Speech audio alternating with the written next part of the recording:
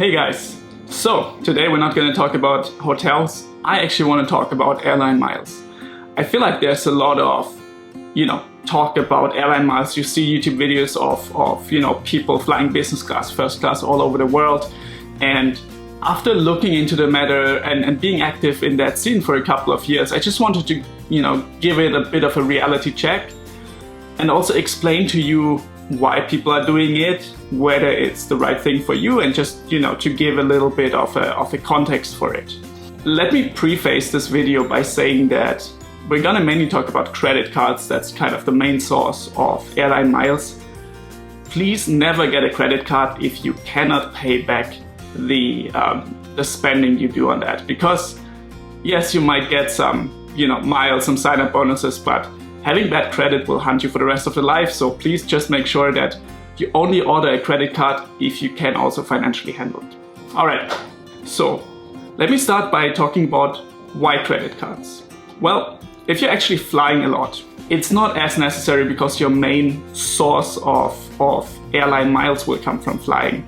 But to be honest, for most of us, especially during Corona times, we cannot travel as much, and usually you just simply don't generate as many miles through that.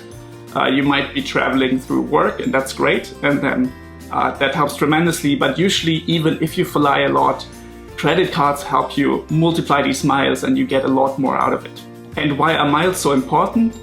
Well, you might see some credit cards offering cashback or some other loyalty points.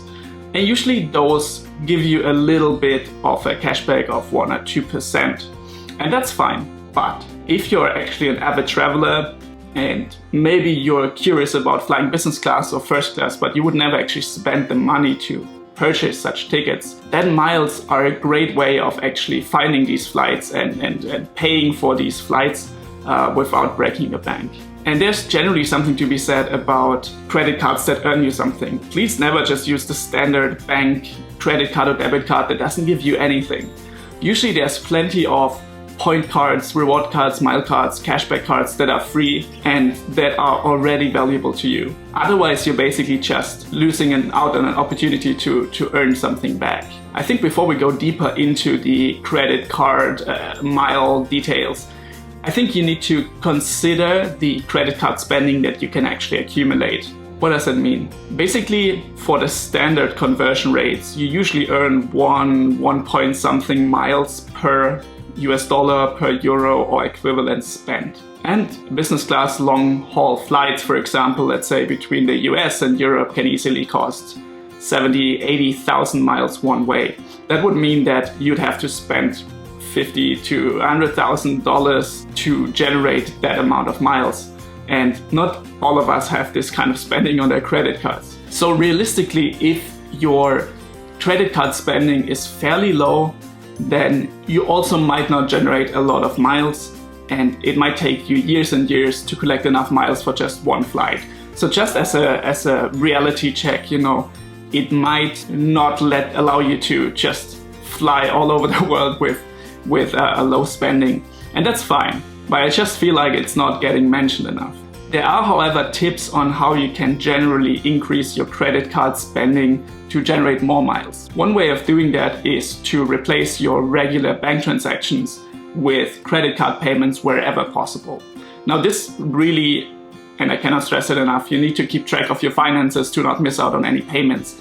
But for example, what I was able to do in Singapore was pay my rent via credit card. Now, sometimes you can just pay via credit card, and sometimes, for example, for rent or other payments, the landlord would say, no, we just accept bank transactions. There are some services, and again, I only have the example for Singapore, but I've seen some other companies around in other countries where basically you can channel your rent payments through that company. You pay a small fee, and you will still earn your respective miles on these payments. Whether this is worth it depends on the rate they charge. The other way of getting a lot of airline miles is through sign-up bonuses. Now, this depends a bit on where you are in the world. I've seen that in the US the sign-up bonuses are very high, in Europe not so much, and right now here in Asia even less so, but still this is a good way of actually earning a lot of miles. Now usually when you see credit cards being advertised, they usually offer, for example, American Express, a sign-up bonus of a certain money amount. Let's say they give you $300 if you sign up. Now that's usually a terrible deal, to be honest, because they more often than not also have a sign-up bonus in terms of miles or points that you can then convert into miles. So if you have the chance, usually you would go with Airline Miles, at least if you intend on using them for travel and that's something that interests you. So how does that work, for example? For American Express cards, as an example, you usually have to apply for the card and then provide a minimum spending on the card within the first 3 or 6 months. Once you have done that, they will issue the points to you that you can then translate into Airline Miles. And usually the Airline Miles are simply worth way more than the regular cash sign-up bonus. Now obviously you should not just sign up for any and all credit cards. You have to strategize also, because it usually requires a certain amount of spending. So if you have to at least get a spending of $5,000 to $10,000 in the first 6 months of signing up for an American Express Platinum card, for example, make sure this does not coincide with other credit cards, because otherwise you will have a hard time getting all the spending in and actually getting the sign-up bonuses. Now again, this usually is I wouldn't say a one-time thing, but this will generate miles slowly over time, in a sense that if you sign up for these bonuses, you will get this sign-up bonus, but you have to hold the credit card for at least 12 months. Afterwards, usually, at least for American Express Germany, how it works is that after those 12 months, you can cancel your card, and you have to wait another 6 months before you can sign up again for an American Express for the exact same card and also get a sign-up bonus again. Now you might say, well, I already have a credit card, it's a loyalty card from a department store, or some cashback card. Why should it specifically be Airline Miles? And I think this one, we really have to think about it on an individual case, whether it is something that you're passionate about or whether that's something that is useful for you. Because ultimately, Airline Miles, it's a bit hard to quantify how much they are worth it. Ultimately, if you hardly ever fly, then collecting Airline Miles is kind of pointless. And you might be better off either collecting cashback or hotel points or something else. But if you do like to fly, and especially if you're interested in a bit more luxurious flying potentially, then Airline Miles simply give you the best bang for your buck. As an extreme example, we can look at first class flights. Usually that takes a lot of Airline Miles, but these ones are also extremely expensive if you pay them with cash. So one Airline Mile can easily result in 15 to 20 cents of value, which is way better than any kind of cashback card or point card that you could get. There's also then 2 considerations to make. There are 2 different types of credit cards when it comes to collecting Airline Miles. It's either the directly airline branded credit cards. You can get a credit card by United, by Delta, by Lufthansa, ANA, whatever it is. And you basically collect miles directly with that airline. The other option is by getting something like a American Express, which is the most common one around the world because you can really find it in almost every country, where you collect American Express reward points that you then can transfer into Airline Miles. Which one is better? Simply said, I believe in most of the cases, the flexibility of such a system like with American Express provides you with a better value. Now, you might live in a place where you have a very strong local airline that you foresee you're only gonna take. And then it might make sense to actually get the locally airline branded credit card. Usually you get access to the lounge of that airline at their hub and in some other hubs, and that could make sense for you as well. However, if you are planning on traveling to other places of the world which your airline might not service, or even the alliance they're in might not serve as well, it can be really helpful to have this flexibility. And redeeming miles, and I want to talk about this in a minute, can get very confusing, but there is definitely a point to be made about being as flexible as possible when it comes to moving your miles around. So if you are wondering which one you should get, I would recommend researching which credit cards you have at your disposal and check also how many miles they earn you per dollar or equivalent. It might be that actually the locally airline branded card gives you a lot more in terms of miles per dollar than the American Express, and so that might be valuable as well.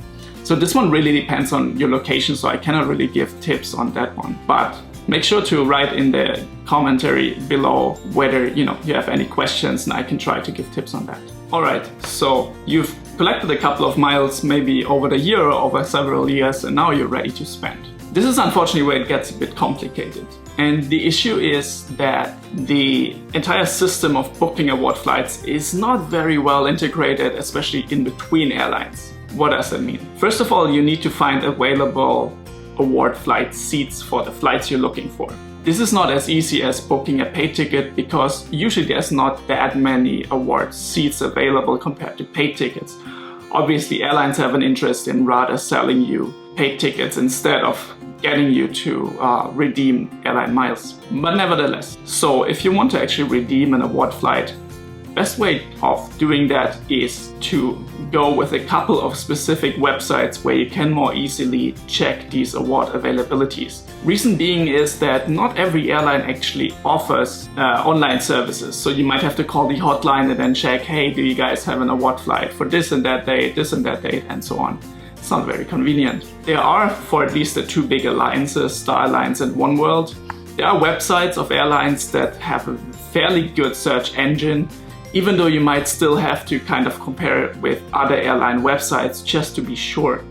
Because for some reason, not all the available award flights are showing up on each airline. So for example, say you want to fly with Thai Air from Tokyo to Bangkok. One thing you can do is to actually check the websites of, for example, Thai Airways. And that would be the most regular one, but maybe you don't have Thai Air miles. You actually have your miles via the American Express card on United, for example. So you could check the United website for award flights between Tokyo and Thailand and Bangkok. That one should result in showing you, either Thai Air flights or even ANA flight, the Japanese Star Alliance carrier. But basically, if you want to check, you definitely need to cross-check whether there is availabilities. Even if it's on one airline website, it's not showing availabilities, it might make sense to check another one. So for example, for Star Alliance, I usually cross-check between starting point United Airlines, and then I check on Singapore Airlines and also on SAS and Lufthansa, just in case if there's any availabilities that are not showing, then I can quickly cross-check that for a specific date and route. On the Oneworld Alliance, you can also do that. There are several websites, and usually British Airways as well as Qantas are quite good to check availabilities. So again, you can cross-check there very easily. Something that's often not mentioned is that even though you pay purely in miles, you will still have to pay something, and that is the taxes and surcharges. So either way, whether you're paying for your ticket in cash, in money or in miles, either way you have to pay taxes and surcharges, and those can get quite significant. This depends a bit on the airline and also where you're flying from and where you're flying to, depending on the local laws and whatnot. But usually it shows in the search engines of the airlines if you want to book award flights. Why is this important? For one, yes, you still have to pay some money for taxes when you book just through miles, and that can actually vary. Some airlines don't pass on the surcharges and taxes and rather absorb them, and some do. So on long-haul flights, you can see a wide range between paying next to nothing, maybe $50 for a long-haul flight in terms of surcharges and taxes, and that can go up to sometimes $1,000 just for surcharges and taxes. When you keep that in mind, that actually also explains why you would not want to book economy tickets on Airline Miles usually. Because if you already pay so much in surcharges and taxes, it's not really worth it to spend the remaining amount in miles if you might just chip in another $100 or so to just book it in cash. The miles are too valuable for that. Reason being also that the surcharges and taxes are the same for the entire flight, meaning whether you fly business class, first class, economy, premium economy, you pay the same. And that ultimately means that usually if you compare it to the ticket price that you would have to pay regularly, the miles actually represent more value the higher the ticket price is. So if, let's say, you're flying from Singapore to San Francisco If it regularly would cost €1,000 or $1,000 in economy, and let's say business class is $3,000. If you have now the option to pay in miles, but the taxes and surcharges are already $800, and then you're still expected for economy to pay 30,000 miles, you see that the difference is only a couple $100 for these 30,000 miles. That might not be worth it. However, usually if you then fly business, you still pay the $800 in taxes and surcharges, and you have to pay a couple more miles, maybe double that, 60,000 miles. But these ones represent a way larger chunk, because otherwise you would have to pay $3,000 for a business class seat. So basically the rule of thumb here is you want to try to minimize surcharges and taxes by selecting airlines and destinations that, don't pass these on. But even if that's not possible, try to book business class or even first class seats, as you will actually save some money there.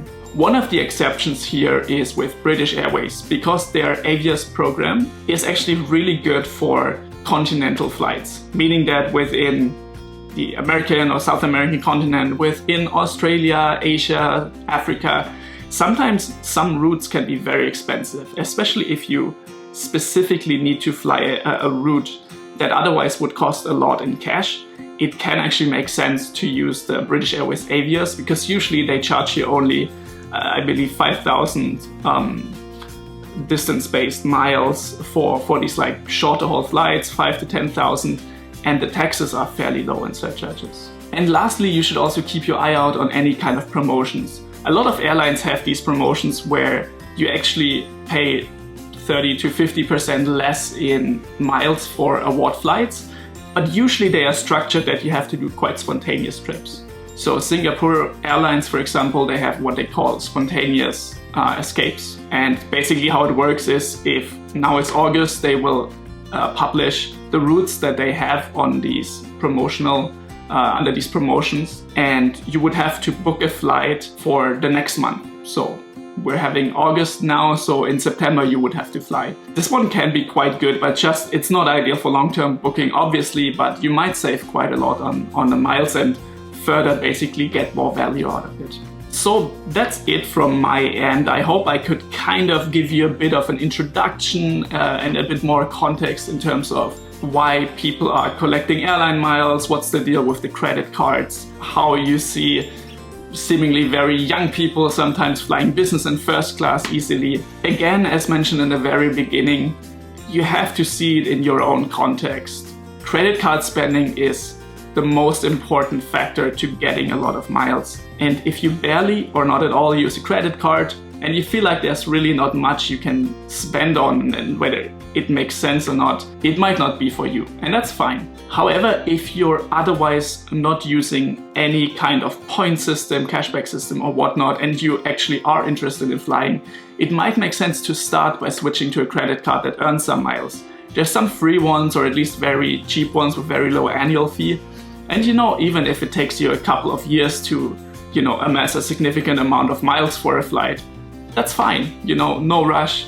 But you don't want to leave the value behind by not using any kind of point program. But do note that this is not for everyone. I think if you're not as interested in flying and using airline miles, especially for potentially business class or first class flights, it might make more sense to get a hotel point credit card or a cashback credit card. I think there's also plenty ones. So yeah, let me know in the comments below what you think. If you have any questions, if you have any opinions that you'd like to share, would be interesting to hear from you, and I'll see you in the next video.